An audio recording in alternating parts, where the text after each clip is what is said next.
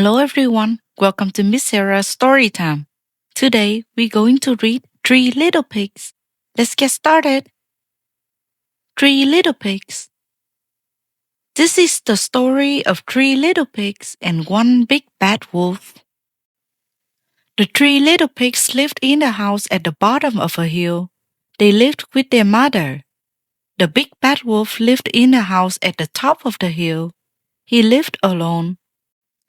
One day, Mother Pig said, "Boys, it's time for you to go your own way and to live in your own houses." "Yes, it is time," said the first little pig. "To go our own way," said the second little pig. "And to live in our own houses," said the third little pig. So the three little pigs packed their bag. They left the house at the bottom of the hill. "Goodbye now," their mother said. "And don't forget, watch out for the big bad wolf. He eats little pigs." "We won't forget," said the three little pigs. "B is for big," said the first little pig. "B is for bad," said the second little pig. "Wolf is for wolf," said the third little pig. They waved goodbye and went their merry way.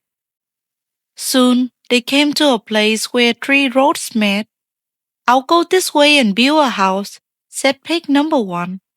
"I'll go that way and build a house," said pig number two. "And I'll stay right here and build my house," said pig number three. So each little pig went his own way. The first little pig built his house of straw. 1, 2, 3, snip, snap. His house was done.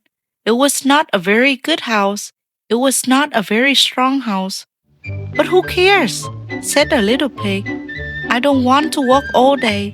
I want to dance and play." He did. But someone was watching from the hill, someone who liked to eat little pigs. The second little pig built his house of sticks. 1, 2, 3, zip, zap. His house was done. It was not a very good house or very strong. "But who cares?" said that little pig. "I don't want to work all day. I want to sing and play." This is what he did.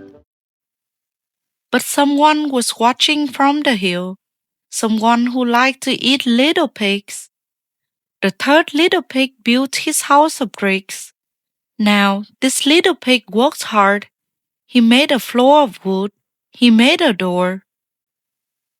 He built his house brick by brick, and he made a chimney on the roof. When it was done, it was a good house and a strong house. "Now I have time to rest and play," said the third little pig, and so he did. But someone was watching from the hill, someone who liked to eat little pigs. Next day, someone came down the hill, the big bad wolf. He went to the house of straw. He banged on the door. Little pig, let me come in," he called. The first little pig looked out the window. He saw the big bad wolf. "No, no, by the hair of my chinny chin chin, I won't let you in," said the little pig. "Then I'll huff, and I'll puff, and I'll blow your house in," said the wolf. He huffed, and he puffed, and he blew that house of straw right down. The little pig got out just in time. He ran to his brother's house of sticks. "Help! Help!" he cried. "The big bad wolf is coming." The second little pig quickly let him in and locked the door. Now the big bad wolf put on a sheepskin. He went to the house of sticks. He banged on the door. Little pigs, let me come in," he said in a sweet voice. "Who are you?" asked the second little pig. "I am a sheep," said the wolf sweetly. The two little pigs looked out the window. They could see the wolf's eyes under the sheepskin. So the second little pig said, "No, no, by the hair of my chinny chin chin, I won't let you in." "Then I'll huff, and I'll puff, and I'll blow your house in," said the wolf. He huffed, and he puffed, and he huffed, and he puffed, and he blew that house of sticks right down. The two little pigs got out just in time. They ran to their brother's house of bricks. Help! Help! The big bad wolf is coming! The third little pig quickly let them in and locked the door. The wolf came. He began to bang on the door. Little pigs, let me come in, the wolf called. No, no, by the hair of my chinny chin chin, I won't let you in, said the third little pig. Then I'll huff, and I'll puff, and I'll blow your house in, said the wolf. The two little pigs were afraid, but the third little pig said, Don't be afraid, the wolf can't blow this house in.